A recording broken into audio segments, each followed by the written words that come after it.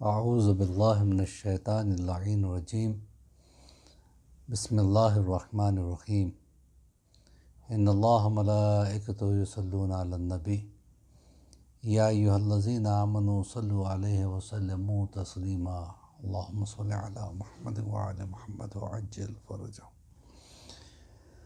محترم ناظرین، السلام علیکم ورحمۃ اللہ وبرکاتہ۔ جیسے کہ آپ حضرات جو علم میں ہے کہ ہمارا یہ چینل تربیت اولاد کے حوالے سے بچوں کے لیے تبلیغ کا ایک سلسلہ ہم نے شروع کیا ہے۔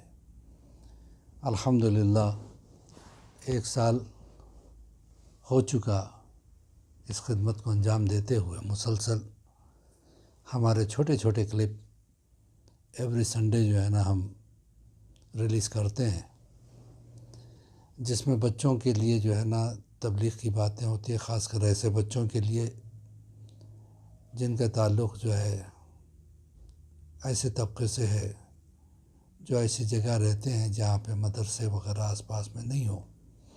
تو ہماری کوشش ہے کہ ان بچوں تک کوئی بیسک نالج جو ہے دین کا پہنچ جائے، اور اسی چیز کو نگاہ میں رکھتے ہوئے ہم نے اصول دین اور فروع دین پہ گفتگو کی تھی۔ اس کے بعد انبیاء کے واقعات چلے۔ اب چونکہ رمضان کا مہینہ ہے تو اس سے متعلق کچھ باتیں ہم نے گزشتہ تقریر میں بیان کی تھی، اور الحمدللہ آج ہماری یہ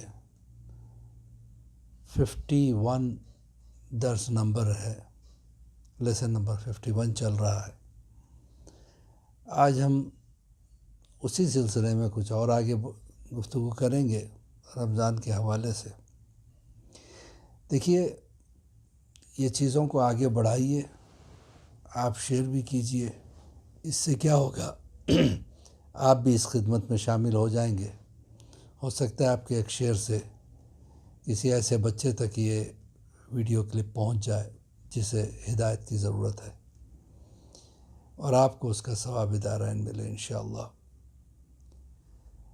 تو ہم یہ عرض کر رہے تھے کہ کائنات جب سے بنی ہے حکمرانوں کی حکمرانی رہی ہے، اور سب سے بڑا حکمران جو ہے وہ اللہ ہے۔ للہ الامور، اللہ کے لیے حکم جو ہے، اللہ حکم جاری کرنے والا ہے۔ اس سے بڑا کوئی حکمران ہو ہی نہیں سکتا، جس کی شان یہ ہے کہ یسبح للہ ما فی السماوات و ما فی الارض۔ یسبح سبحہ سے بنا ہے، سبحہ کا مطلب تیرنا۔ چلنے والا رک جاتا ہے، تھوڑی دیر کے لیے ریسٹ لے لیتا ہے، ٹہر جاتا ہے، لیکن تیرنے والا نہیں رکتا ہے۔ سبحہ تیرنے کے معنی میں آتا ہے۔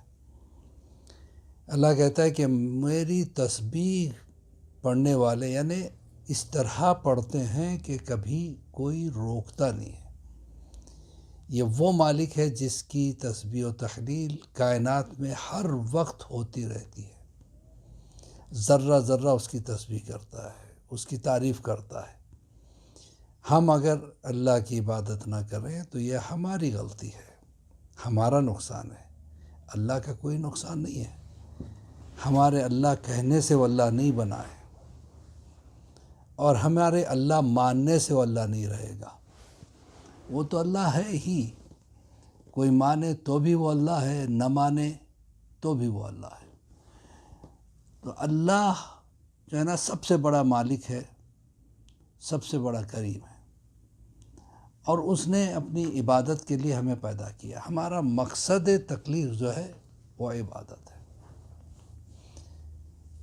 ہم عبادت کریں تو اپنی زندگی کو خوشحال سے خوشحال بنا سکتے ہیں، کیونکہ عبادت میں ہی انسان کو سکون ملتا ہے۔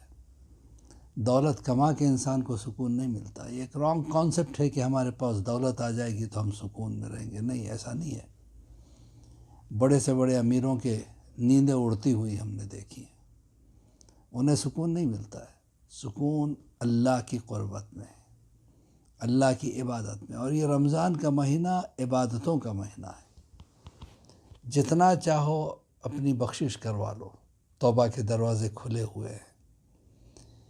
ایک آیت قرآن کی پڑھو تو ایک قرآن ختم کرنے کے اتنا ثواب ہے۔ ہم رمضان کا انتظار کرتے ہیں، جب رمضان آ جاتا ہے تو اس کے جانے کا انتظار کرتے ہیں، کتنے جلدی عید آ جائے، رمضان ختم ہو جائے۔ اہل بیت اطہار ایسے نہیں تھے، رمضان کا انتظار کرتے تھے اور چاہتے تھے کہ رمضان سدا باقی رہے۔ جب وہ جاتا تھا تو مغموم ہو جاتے تھے۔ کیوں؟ اس لیے کہ اس میں جو چیزیں اللہ نے ہمارے لیے رکھی ہیں، جتنا ثواب رکھا ہے کسی اور مہینے میں نہیں رکھا ہے۔ بہترین عبادتوں کا مہینہ ہے، اللہ سے بخشش طلب کرنے کا مہینہ ہے، توبہ و استغفار پڑھنے کا مہینہ ہے۔ جتنا ہم توبہ پڑھیں وہ ہمارے لیے بہتر ہے، جتنا استغفار پڑھیں ہمارے لیے بہتر ہے۔ توبہ کریں، کیونکہ اللہ جانتا ہے کہ یہ بندہ ایسا ہے میرا، کبھی گناہ کرتا ہے، کبھی ثواب کے کام کرتا ہے۔ یہ سدا ثواب میں نہیں رہتا، سدا گناہ میں نہیں رہتا، کبھی گناہ کبھی ثواب۔ اس لیے اللہ نے 100/100 مارکس نہیں مانگے ہیں۔ اللہ نے کہا کہ تم اگر تمہارا، دیکھیے اس لیے آپ غور کریں، اللہ جو ہے نیکیوں کو گنتا نہیں ہے، نیکیوں کو تولتا ہے۔ قیامت کے دن نیکیاں تولی جاتی، گنی نہیں جاتی۔ اللہ یہ نہیں دیکھتا کہ کون 10,000 مرتبہ اللہ اکبر کہہ رہا تھا، کون 10,000 مرتبہ سبحان اللہ پڑھ رہا تھا روزانہ، کون 100 رکعت نماز پڑھ رہا تھا۔ اللہ نیکیوں کو گنتا نہیں ہے، تولتا ہے۔ اس کی نیکی کی قیمت کیا ہے، کتنا وزنی اس کا عمل ہے۔ ایک شخص ہے کہ 100 مرتبہ استغفار پڑھتا ہے، ایک شخص دل سے 1 مرتبہ استغفار پڑھتا ہے۔ جو دل سے پڑھتا ہے وہ 1 مرتبہ اس پہ بھاری ہو جاتی ہے جو 100 مرتبہ پڑھتا ہے۔ اور سب سے عظیم چیز ہے رمضان کے مہینے میں، دیکھیے شرک خدا کے بعد سب سے بڑا گناہ جو ہے نا، حقوق والدین کو ادا نہیں کرنا۔ حقوق والدین بھی عجیب منزلت رکھتی ہے۔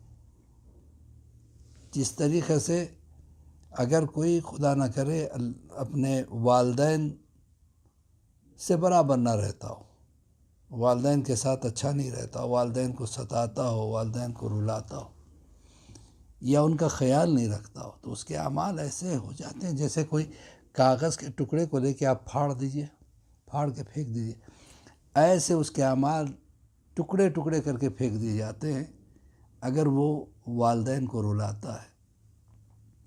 ایک نوجوان رسول اللہ کے دور میں اپنی ماں سے بدتمیزی کیا، اس نے ماں پہ ہاتھ اٹھا دیا، ماں ناراض ہو گئی، اس کے بعد یہ بیمار ہو گیا اور یہ جانکنی کے عالم میں آیا۔ ایسا جانکنی کے عالم میں آیا کہ اس کا دم نہیں نکل رہا تھا۔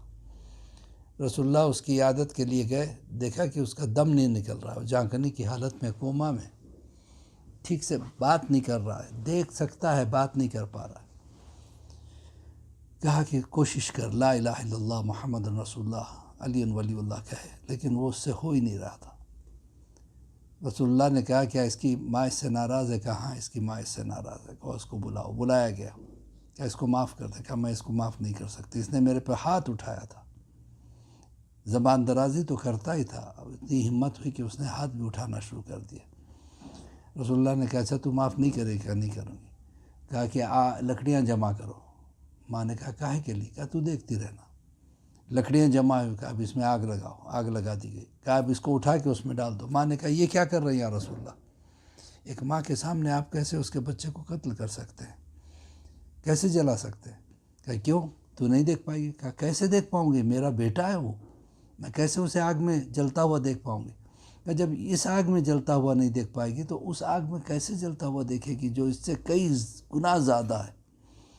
تو ماں باپ جب تک اولاد کو بخشیں گے نہیں، اولاد کی کوئی نیکی قبول نہیں ہوگی۔ یاد رکھیے گا، ماں باپ آپ سے بہت زیادہ فیور نہیں مانگتے، ماں باپ چاہتے ہیں کہ اولاد ان سے اچھے سے بات کرے، اچھے سے بیہیو کرے۔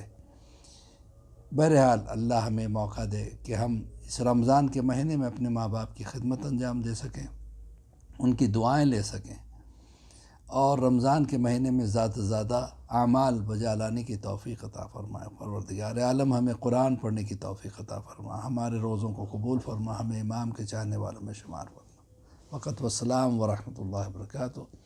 مولوی عباس علی خوئی کو اپنے دعا میں یاد رکھیے گا۔ خدا حافظ، فی امان اللہ۔